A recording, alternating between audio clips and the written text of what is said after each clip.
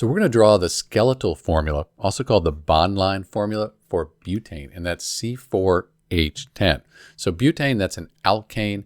It's made up of all carbons and hydrogens with single bonds. And butane here, it's just a straight chain, no branches.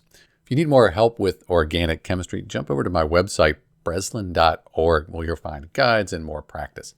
So skeletal formula for butane. Here is the structural formula.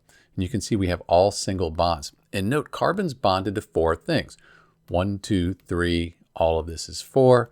Here, this carbon's bonded 1, 2, 3, 4, and so on. So that's an important thing to know. For the skeletal formula, we're going to basically just draw it like this here. So we have 4 carbons, 1, 2, 3, 4. And you can see the carbons are right here, 1, 2, 3, 4. And we don't write the hydrogens in. We don't even write the carbons in. We know carbon's bonded to 4 things. So an organic chemist can look at this. They'll know exactly what this means. So that's it. That's the skeletal formula for butane. We also looked at the structural formula. And right here's our molecular formula.